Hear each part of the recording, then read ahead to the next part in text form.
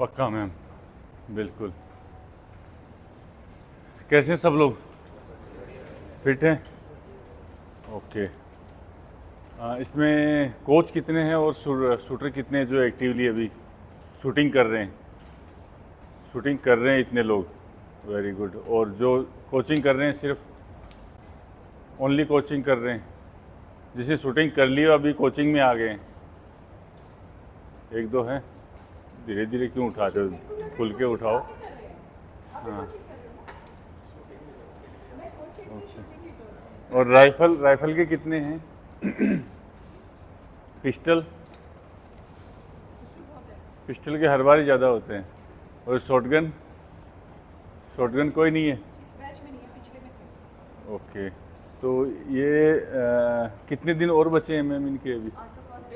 First day ही है।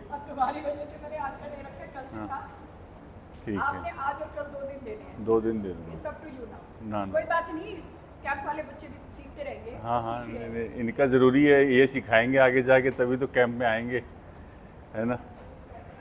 Okay. तो इसमें ऐसे 2-3 चीज़ें हैं, खुला एकदम क्लियर कट बोलना है। एक तो ये है कि भाई एक ये सर्टिफिकेट चाहिए कोच का अपने को, तो सिर्फ सर्टिफिकेट से मतलब है, सीखने से कोई मतलब नहीं है।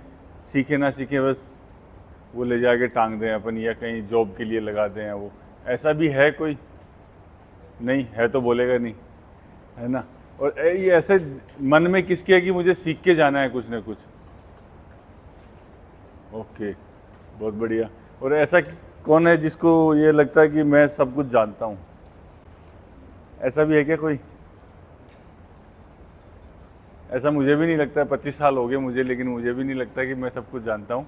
ऐसा जिसको लगता है समझो उसको कुछ नहीं आता है ना। ऐसा लगना नहीं चाहिए कभी भी किसी भी फील्ड के अंदर।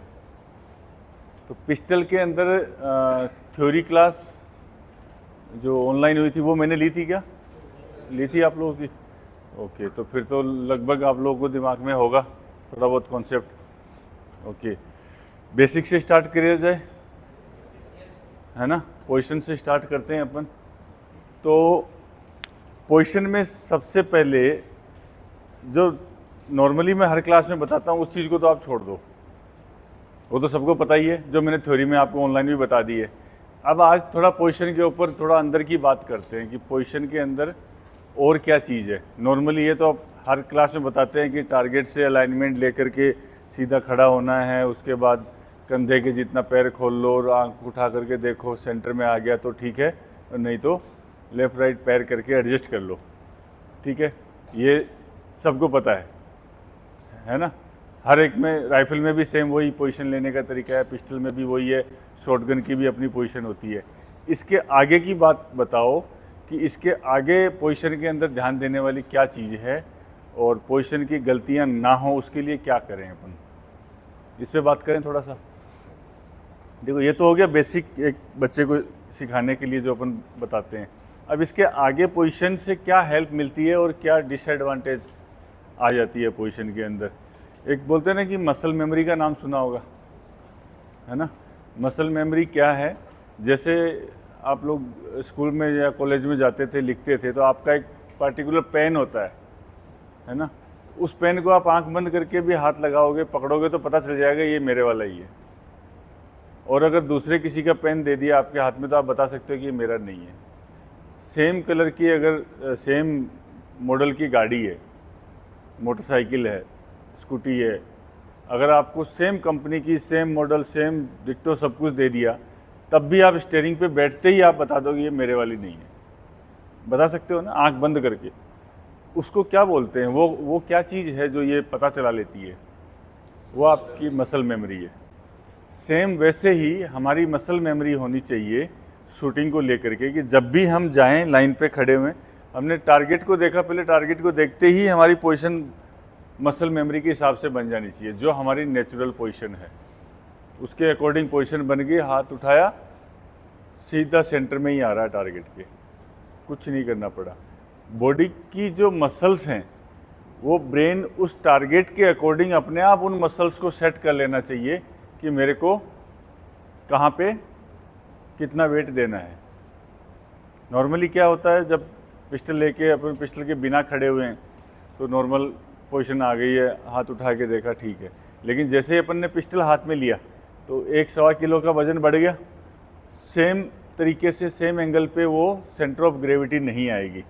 क्यों नहीं आएगी? क्योंकि अब इधर वजन बढ़ गया ना, इधर वजन बढ़ गया तो कुछ ना कुछ तो काउंटर बैलेंस देना पड़ेगा इस साइड में। तो हल्का सा अपन क्या करते हैं, जैसे ही पिस्टल उठाते हैं उसके साथ ही अपर बॉडी को थोड़ा पीछे लेके जाते हैं। जैसे ही अपर बॉडी पीछे गई, सिर्फ हाथ अपना नीचे आता है और काउंटर बैलेंस कर दिया। इस वेट को, इस वाले वेट को थोड़ा सा काउंटर दिया इस साइड में, ठीक है। तो वो सेंटर ऑफ ग्रेविटी जो 0 पॉइंट आना चाहिए आपका एक्स, वो सेम जगह पे आ गया, अदरवाइज सेम जगह पे नहीं आएगा। समझ रहे हैं? और किस तरीके से समझ सकते हैं इसको? जैसे ये एक पॉइंट है, कोई चीज़ है, इसके सेंटर में अगर ये मोबाइल को रखूँगा मैं, बराबर बराबर वेट अगर बांट दिया जाए तो दोनों साइड में अगर बराबर वेट है तो ये सेंटर में रुक सकता है।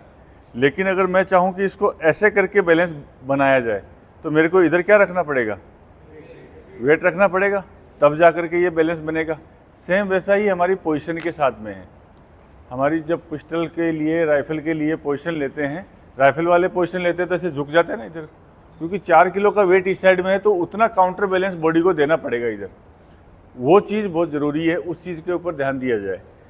नए नए बच्चे जब शूटिंग स्टार्ट करते हैं तो उनको बोलते हैं सीधा खड़ा हो, तो एकदम सावधान पोजीशन में खड़े हो गए, ऐसे खड़े हो जाते हैं। अब क्या शुरू में थोड़े दिन बच्चा बेचारा एंजाइटी में है, खड़ा है आपके बोलने से, लेकिन बाद में जा कर के उसको दिक्कत आने लग जाती है, ये गिरने लग जाता है। तो क्या होता है, राइट पैर के ऊपर ज़्यादा वेट रहता है फिर, तो उसको जो स्टेबिलिटी मिलनी चाहिए वो नहीं मिल पाती है। तो उसके लिए क्या करना है, हल्का सा जैसे पिस्टल ऊपर उठाते हैं उसी टाइम पे अपर बॉडी को थोड़ा सा पीछे कर दिया और उसके बाद में बॉडी यहीं की यहीं रही, सिर्फ कंधे से हाथ नीचे आएगा अपना। तो अपना जो एक्स था वो बदला नहीं है, सेंटर ऑफ ग्रेविटी का जो पॉइंट था वो वहीं का वहीं रह गया। उससे स्टेबिलिटी ज़्यादा मिलेगी। ट्रिगर दबाने के लिए स्टेबिलिटी तो चाहिए ही चाहिए। अगर स्टेबिलिटी नहीं मिलेगी तो पिस्टल हिलेगी, पिस्टल हिलेगी तो दिमाग क्या बोलेगा, ट्रिगर नहीं चलाना है, चलाया तो ख़राब जाएगा, क्योंकि सब फंक्शनिंग तो यहीं से होती है ना, कमांड सेंटर तो यही है। तो यही अगर उसको मूवमेंट देख रहा है, हिलता हुआ देख रहा है हाथ को, तो ट्रिगर दबाने के लिए बोलेगा ही नहीं। तो इसलिए क्या करना है अपने को, पहले उसको ऐसी सहूलियत देनी है कि वो ट्रिगर दबा दे। तो उसके लिए अपने को स्टेबिलिटी देनी पड़ेगी। एक तो ये चीज़ होगी मसल मेमोरी। मसल मेमोरी को डेवलप करने के लिए क्या करें, ये चीज़ शायद मैं आज पहली बार बता रहा हूँ। मेमोरी तो डेवलप करनी पड़ेगी ना। जैसे आप एक पेन के साथ मेमोरी होती है, गाड़ी के साथ मेमोरी होती है, वो क्यों हो गई? वो इसलिए हो गई कि हमने हज़ारों बार उसी स्टीयरिंग पे, उसी गाड़ी के ऊपर बैठे हैं। रिपीटेशन, हमारी रिपीटेटिव ट्रेनिंग, रिपीटेटिव प्रैक्टिस इतनी ज़्यादा है कि अब हमें उसको हाथ लगाते ही पता चल जाता है ना। सेम हम शूटिंग के साथ, शूटिंग में उस चीज़ को कैसे अलाउ करेंगे, कैसे अप्लाई करेंगे। एक शूटर प्रैक्टिस कर रहा है, अपनी नॉर्मल पोजीशन ले ली, अलाइनमेंट वगैरह सब ठीक मिल गया, ओके। अब इसके बाद इस चीज़ की पार्टिकुलरली ट्रेनिंग करने के लिए, सिर्फ इसी पार्ट के लिए क्या करना है, आंख बंद किया, पिस्टल उठाई, देख लिया सेंटर में है, फिर वापस बंद कर ली। अब क्या करना है, सबसे पहले पूरा माइंड, आंख बंद है, फोकस लेके जाना है टखने के ऊपर, एंकल के ऊपर, एंकल पे फोकस लेके जाना है। एंकल से ये फील करना है कि एंकल से कोई मूवमेंट तो नहीं है बॉडी का। 30-40 सेकंड तक वहाँ पे ध्यान लगाया, एंकल से मूवमेंट देखा, अगर है तो मन की आँख से, मन की आँख क्या है, आपका दिमाग, दिमाग से मेंटली तौर पे उसको मूवमेंट को कंट्रोल करना है, रोकना है। बॉडी मान लो एंकल से आगे की तरफ जा रही है, हम फील कर रहे हैं, तो एंकल से ही रोकना है। सिर्फ एंकल की जो अंदर की स्मॉल मसल्स हैं उनको यूज़ करना है। स्मॉल मसल और बिगर मसल में फ़र्क पता है? बहुत से ऐसे गेम हैं जिनमें बिगर मसल यूज़ होती हैं, वेट लिफ्टिंग है और कई सारे गेम हैं जिसमें बड़ी मसल्स का काम होता है, छोटी मसल का काम नहीं होता। लेकिन ये वाला जो अपना शूटिंग का काम है, छोटी मसल्स का काम है, बड़ी मसल्स का काम कम है, छोटी का ज़्यादा है, क्योंकि हमें एकदम सॉफ्टली बॉडी को स्टेबल करना है। उसमें छोटी मसल्स की अगर मदद नहीं लेंगे, लेगामेंट्स की मदद नहीं लेंगे, टेंडेंस की मदद नहीं लेंगे, तो बात बनेगी नहीं। तो एंकल पे ध्यान लगाया, 40 सेकंड तक होल्ड करके रखा, फील किया कि मूवमेंट है या नहीं है, अगर है तो उसको रोकना है अंदर ही अंदर। उसके बाद फिर आँख खोल के देखना है कि पिस्टल आपकी नीचे या ऊपर गई है कि नहीं गई है। सेम चीज़ राइफल में भी कर सकते हैं। नेक्स्ट जब शॉट उठाएंगे, मान लो 5-7 बार 10 बार ये कर लिया, नेक्स्ट वाले में नी पे फोकस करेंगे। सेम पोजीशन है, आंख बंद करके उठाया, सेंटर में रुक गया, उसके बाद नी पे फोकस करें, नी से कंट्रोल करने की कोशिश करें। अगर मूवमेंट हो रहा है तो उसको रोकें, उसको रोकना है। तो क्या है, नी की मसल्स डेवलप होनी शुरू हो जाएंगी। अगर हम किसी मसल को, किसी बॉडी पार्ट को काम में लेंगे तो वो डेवलप हो जाएगा। काम में ही नहीं लेंगे, उसमें स्ट्रेंथ है, काबिलियत है, लेकिन वो क्या यूज़ नहीं हो रही है।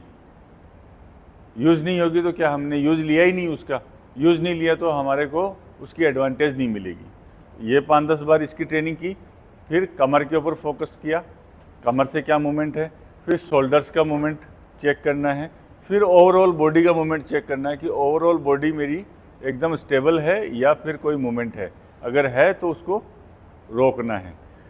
इस तरीके से हम बॉडी की जो इनर मसल है उनके ऊपर काम करना सीख जाएंगे, उनको कंट्रोल करना सीख जाएंगे। अगर वो मसल्स आपकी धीरे धीरे क्या करेंगी, स्ट्रेंथ आ गई उनके अंदर, पावर आने लग गई, वो मसल हमारी हेल्प करने लगी, तो थोड़े टाइम के बाद क्या होगा कि हमें कॉन्शियसली उस चीज़ के ऊपर फोकस करने की ज़रूरत नहीं है। सबकॉन्शियसली अपने आप वो मसल यूज़ होंगी और हमारे को स्टेबिलिटी देंगी, क्योंकि उनको अल्टीमेटली ये हमने बता दिया है कि मुझे मैक्सिमम स्टेबिलिटी चाहिए, आप लोग काम पे लगो। तो हमें पहले स्टार्टिंग में उनको काम पे लगाना है। तो जब भी नए बच्चे को ट्रेनिंग करा रहे हैं तो उसको आंख बंद करके ये वाली प्रैक्टिस ज़रूर कराएं। आधा घंटा 20 मिनट आते ही सबसे पहले उसको इसी चीज़ के ऊपर लगाएं कि आकर के पहले बॉडी मूवमेंट को चेक करो एंड राइट डाउन करो कि कितना बॉडी मूवमेंट हो रहा है, किस साइड में हो रहा है।